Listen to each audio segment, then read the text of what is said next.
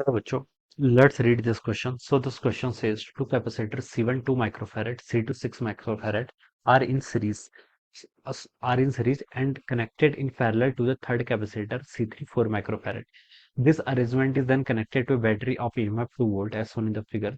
How much energy is given by the battery in charging the capacitor? Alright, in capacitor को charge करने में battery आपकी कितनी energy क्या देगी ये हमें बताना है। ऑलराइट, तो देखिए बच्चों, इस क्वेश्चन का की कॉन्सेप्ट आप क्या लिख सकते हैं? The key concept of this question, how much energy is given by the battery in charging the capacitor, ये आपको क्वेश्चन ना फाइंड आउट करके बताना है। ठीक है, तो इस क्वेश्चन का की कॉन्सेप्ट देखिए, एनर्जी स्टोर्ड इन कैपेसिटर लिख लीजिए। क्या लिख लीजिए? आपका energy stored in capacitor. Alright, energy stored in capacitor, this will be the key concept of this question. ये क्या हो जाएगा आपका? इस क्वेश्चन का आपका की कॉन्सेप्ट हो जाएगा। ठीक है, तो चलिए बच्चों, इस क्वेश्चन को स्टार्ट करें। तो यहाँ पर देखिए, आपके पास ऐसा अरेंजमेंट है, एक कैपेसिटर ये है C1, ठीक है, और एक कैपेसिटर ये है C2। ऑलराइट, और ये थर्ड कैपेसिटर है, दिस इज अवर C3। ठीक है, अब देखिए C1 कितना है आपका? 2 माइक्रोफैरेड है। C2 कितना है बच्चों? 6 माइक्रोफैरेड। ये 2 माइक्रोफैरेड और ये जो 6 माइक्रोफैरेड है, दीज आर कनेक्टेड इन, ये कैसे कनेक्टेड है? सीरीज में कनेक्टेड है। ठीक है, और C3 कितना है आपका? 4 माइक्रोफैरेड।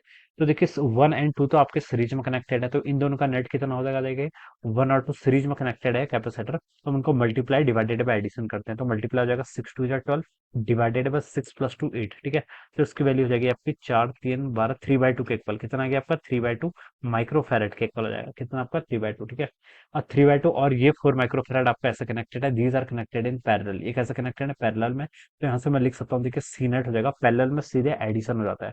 3/2 प्लस 4 ऐड करेंगे तो बच्चों कितना आएगा आपका? 11/2 आना चाहिए। चार चार दूनी आठ, आठ दूनी 11, 11/2 माइक्रोफैरेड रहेगा। ऑलराइट, तो ये क्या गया बच्चों आपका? This will be the net, ये आपका नेट हो जाएगा। ठीक है, this is the net capacitance. ठीक है, अब इस अरेंजमेंट को देखिए आप ऐसे रिप्लेस कर लीजिए। ठीक है, ये आपका एक कैपेसिटेंस बना लिया आपने, कितना? 11/2 माइक्रोफैरेड का, और इसको अपनी बैटरी से कनेक्ट कर रखा है, कितने वोल्ट की? 2 वोल्ट की बैटरी से। दिस इज 2 वोल्ट बैटरी, और ये आपका इक्विवेलेंट कैपेसिटेंस है, कितना? 11/2 माइक्रोफैरेड के इक्वल। अब हमसे बोल रखा है how much energy is given by the battery, battery इसको कितना एनर्जी देगी टू चार्ज। ठीक है, चार्ज करने के लिए। तो देखिए बच्चों, हम क्या बता सकते हैं, जो आपका एनर्जी फाइंड आउट करना है ना, तो एनर्जी का फॉर्मूला देखिए आप यहाँ पर से लिख लीजिए। Energy stored in the capacitor का बच्चों क्या फॉर्मूला होता है? Energy stored in the capacitor का फॉर्मूला होता है आपका हाफ CV स्क्वायर के इक्वल होता है। कितना होता है? हाफ CV स्क्वायर और Q स्क्वायर बाय 2C। यहाँ पर हमें C पता है, B भी गिवन कर रखा है, तो इस फॉर्मूला का यूज करेंगे। ठीक है, हाफ C कितना आपका? नेट कैपेसिटेंस कितनी वैल्यू है बच्चों? 11/2 माइक्रोफेरेड, तो आप इसको लिख लिए 11/2 माइक्रो को लिख सकते हैं 10⁻⁶ इंटू, ये तो आपका C हो गया, इंटू V स्क्वायर। V क्या देखिए? EMF कितना आपका? 2, 2 का स्क्वायर कर लीजिए। यहाँ से देखिए बच्चों, इसको सॉल्व करेंगे तो ये आपका 2, ये 2, 2 इंटू 2 4, तो ये वाला कैंसिल हो जाएगा, ऊपर आपका न्यूमरेटर बच जाएगा 11 इंटू 10⁻⁶ क्या? जूल। ऑलराइट, या फिर आप अच्छा, इसी ऑप्शन में आपको दिखाया गया है, या फिर इसको 11 माइक्रो जूल भी लिख सकते थे। ठीक है, so this would be the answer. तो देखिए बच्चों, ये आपको बी ऑप्शन में गिवन कर रखा है, किसमें? बी ऑप्शन में।